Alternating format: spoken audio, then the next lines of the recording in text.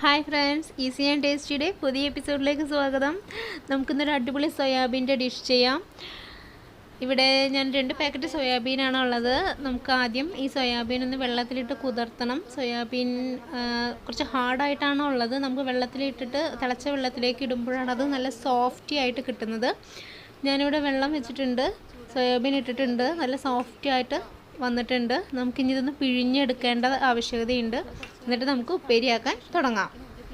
സോയാബീനിലേക്ക് ingredients ആയിട്ട് വരുന്നത് സവാള 2 വലിയ സവാള എടുത്തിട്ടുണ്ട്, പച്ചമുളക് ഒരു 5 പച്ചമുളക്, വെളുത്തുള്ളി ഒരു 7-8 വെളുത്തുള്ളി, കുറച്ച് കറിവേപ്പില, ആവശ്യത്തിന് ഒരു വലിയ തക്കാളി എടുത്തിട്ടുണ്ട്, പെരിഞ്ജീരകം, കുരുമുളക്, ഇത്രയാണ് ആവശ്യം. പെരിഞ്ജീരകവും കുരുമുളകും നമ്മൾ ചതച്ചെടുക്കുകയാണ് ചെയ്യുന്നത്.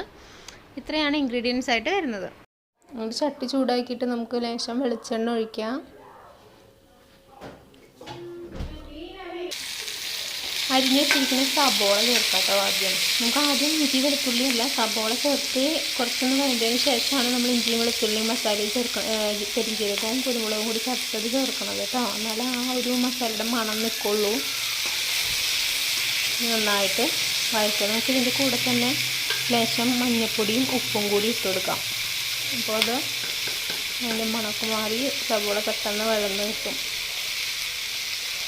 സോയാബീനിൻ്റെ കൂടെ ഞാൻ ചൂടുവെള്ളത്തിലാണ് സോയാബീൻ കുതിർത്തത്. അതിൻ്റെ കൂടെ ഉപ്പും കൂടെ ചേർത്തിട്ടാണ് നിങ്ങൾ സോയാബീൻ വെള്ളത്തിൽ വെച്ചതെന്ന് വെച്ചാൽ പിന്നീട് എന്താണ് ഉപ്പ് കുറച്ച് ചേർത്താൽ മതി കേട്ടോ കറിയിൽ. കാരണം എന്താ പറയുക, ചിലർ ചൂടുവെള്ളത്തിൽ തന്നെ ഉപ്പിട്ടിട്ട് സോയാബീൻ കുതിർക്കും. ഞാൻ അങ്ങനെ ചെയ്തിട്ടില്ല. കാരണം അങ്ങനെ ചെയ്യുമ്പോൾ എന്താണെന്ന് വെച്ചാൽ കറിയിൽ കൂടുതൽ സോയാബീനിന് ഭയങ്കരമായിട്ട് ഉപ്പിച്ച് വയ്ക്കും. ആ ഉപ്പിൻ്റെ അളവ് കുറയ്ക്കാൻ വേണ്ടിയിട്ടാണ് ഞാൻ അതിൽ നേരിട്ട് ഉപ്പിടാതെ കറി വയ്ക്കുമ്പോൾ ഉപ്പിട്ടത്. മഞ്ഞൾപ്പൊടി ഉപ്പ് ഇടുക. അതിന് ശേഷം കുറച്ച് കറി ലീവ്സ് ഇട്ടിട്ട് നന്നായിട്ട് വഴറ്റി കൊടുക്കാം. എന്നിട്ട് നമ്മൾ ചതച്ച് വെച്ച ഇഞ്ചി, വെളുത്തുള്ളി, കുരുമുളക്, പെരിഞ്ജീരകം അതിൽ ചേർത്തിട്ട് നന്നായിട്ട് ഇളക്കി കൊടുക്കാം. നന്നായി വഴറ്റിയെടുക്കാം കേട്ടോ. തീ ചെറുതാക്കി വെച്ചാൽ മതി, നല്ല സ്പീഡിൽ വെക്കണ്ട. നന്നായി വഴറ്റിയെടുക്കാം. ഈ മസാലയുടെ മണം എന്ന് പറഞ്ഞാൽ ഒരു പ്രത്യേക എന്താ പറയുക, ഭയങ്കര നല്ല മണമാണ്. നമുക്ക് ഇതിൻ്റെ ആ മണമാണ് ആ സോയാബീനിലൊക്കെ പിടിച്ചിട്ട് നമുക്ക് അത്രയും ടേസ്റ്റ് കിട്ടുന്നത്. നന്നായി വഴറ്റിയെടുക്കാം. നമുക്കിത് ഇവിടെ വഴുന്നതിന് ഉള്ളിൽ നമുക്ക് ആ സോയാബീൻ കുതിർന്നത് ഒന്ന് കഴുകി പിഴിഞ്ഞെടുക്കാം. നന്നായി കഴുകിയിട്ടുണ്ട്. അതൊന്ന് പിഴിഞ്ഞ് നമുക്ക് മറ്റൊരു പാത്രത്തിലേക്ക് ഇടാം.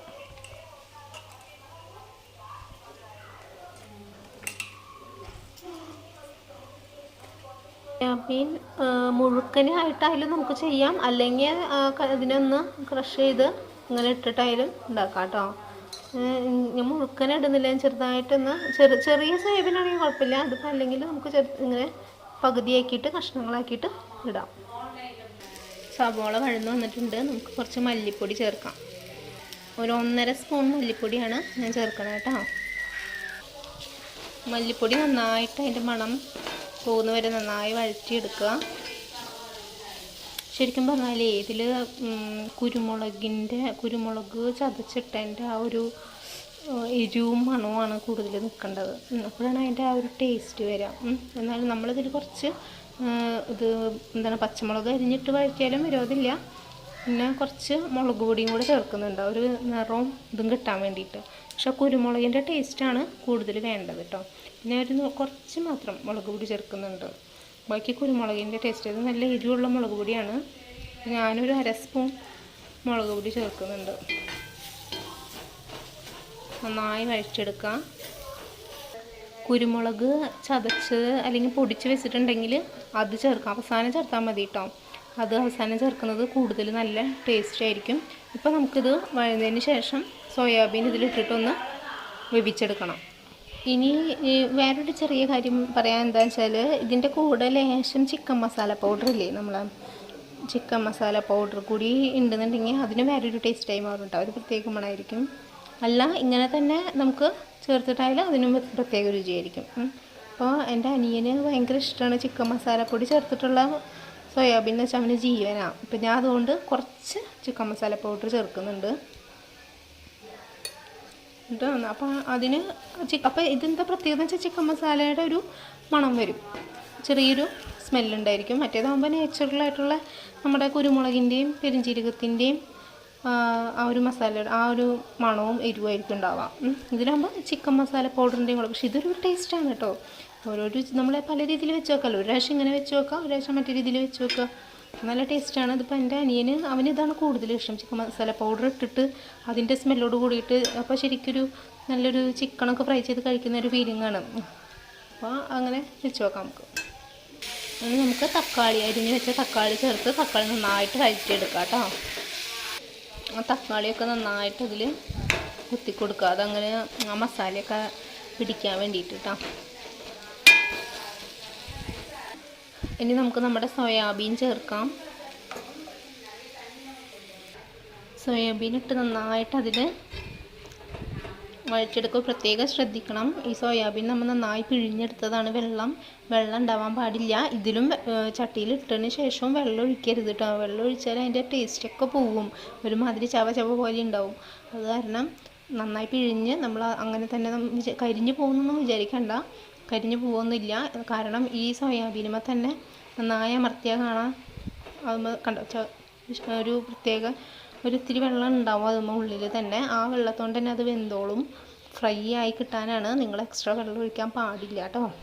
ഇട്ട് നന്നായിട്ട് ഇവിടെ ഇരുന്നിട്ട് വേവട്ടെ. കുറച്ച് നേരം ഒരു 2 മിനിറ്റ് നമുക്ക് അടച്ച് വെക്കാം. അതിന് ശേഷം തുറന്ന് വെച്ചിട്ട് ഫ്രൈ ചെയ്തെടുക്കാം, നന്നായി വരട്ടിയെടുക്കാം നമുക്ക് കേട്ടോ. മൂടി തുറന്നു. ഇതൊക്കെ കണ്ടോ, ഈ കണ്ടോ വെള്ളം വരുന്നത് കണ്ടോ. നമ്മളൊരു തുള്ളി പോലും വെള്ളം ഒഴിച്ചിട്ടുണ്ടായില്ല, പക്ഷേ ആ സോയാബീനിലുള്ള വെള്ളമാണത്. ഇതൊക്കെ വറ്റണം, നന്നായി വറ്റി നമുക്കിത് നല്ല ബ്രൗൺ കളറാക്കി എടുക്കണം, വരട്ടിയെടുക്കണം. അപ്പോഴാണ് അതിൻ്റെ ടേസ്റ്റ്. ഇനി ഞാൻ നിങ്ങൾക്ക് മറ്റൊരു കാര്യം കൂടെ പറഞ്ഞു തരട്ടെ. ഇത് സോയാബീൻ ഇങ്ങനെ കഴിക്കാൻ നല്ല ടേസ്റ്റാണ്. ഇത് കൂടാതെ ഒരു മുട്ട പൊട്ടിച്ച് ഇതിൻ്റെ മേലെ അങ്ങോട്ട് ഒഴിക്കുക, എന്നിട്ട് അങ്ങോട്ട് മിക്സ് ചെയ്യുക. അപ്പോൾ ഇനിയിപ്പോൾ നമ്മളിട്ട എരിവ് ഇത്തിരി കൂടുതലാണ്, അല്ലെങ്കിൽ അങ്ങനെയൊക്കെ ഉണ്ട്, അയ്യോ എരി കുടിക്കുക, അങ്ങനത്തെ ഒന്നും വിഷമിക്കേണ്ട. അങ്ങനെയൊക്കെ ഉള്ള സന്ദർഭം വരികയാണെങ്കിൽ ഒരു മുട്ട പൊട്ടിച്ചിട്ട് ഒഴിച്ചിട്ട് നന്നായിട്ട് ഇതിൻ്റെ കൂടെ ഒന്ന് മിക്സ് ചെയ്തെടുത്താൽ വാവ്, പറയാനില്ല, കേമായി അടിപൊളി ടേസ്റ്റ് ആയിരിക്കും കേട്ടോ. നല്ല ടേസ്റ്റുമാണ്. എരിവുപ്പൊക്കെ അതിനനുസരിച്ച് അതിൽ പിടിക്കുകയും ചെയ്യും. അതൊരു വേറെ രുചിയാണ് കേട്ടോ. അപ്പോൾ അത് വേറെ പ്രത്യേക രുചിയാണ്. അങ്ങനെ നമുക്ക് പല രീതിയിൽ സോയാബീൻ ഉണ്ടാക്കാൻ പറ്റും. പക്ഷേ ഇതേ കൂട്ട് തന്നെ ഇതിലൊരു മുട്ട പൊട്ടിച്ച് ഒഴിച്ചാൽ മതി. അത് വേണമെങ്കിൽ ഞാൻ വേറൊരു വീഡിയോയിൽ കാണിച്ച് തരാം. സൂപ്പർ ടേസ്റ്റ് ആയിരിക്കും അത്. എന്നിട്ട് ഇതുപോലെ വരട്ടിയെടുക്കാം. ഈ സമയത്ത് ഉപ്പും എരിവൊക്കെ നോക്കുക, എരിവൊക്കെ കറക്റ്റാണ്. ഇനി ഉപ്പ് ഇത്തിരി കുറവുണ്ടെങ്കിൽ ഇടാം. എരിവ് ഇത്തിരി കുരുമുളക് പൊടി വേണമെങ്കിൽ നമുക്ക് ക്രഷ് ചെയ്ത് ഇടാം. പക്ഷെ എൻ്റെ എല്ലാം കറക്റ്റ് പാകമാണ് കേട്ടോ. നല്ല ടേസ്റ്റി ആയിട്ടുണ്ട്. എല്ലാവരും ചെയ്ത് നോക്കണം. എന്തെങ്കിലും കമൻസൊക്കെ ഉണ്ടെങ്കിൽ നിങ്ങൾ അറിയിക്കുക, ലൈക്ക് ചെയ്യുക, ഷെയർ ചെയ്യുക ഫ്രണ്ട്സിനൊക്കെ. സബ്സ്ക്രൈബ് ചെയ്യാൻ മറക്കരുത്. നല്ല ടേസ്റ്റി ആയിട്ടുള്ളൊരു ഡിഷാണ് സോയാബീൻ എന്ന് പറയുന്നത്. തീർച്ചയായിട്ടും ചെയ്ത് നോക്കുക. താങ്ക്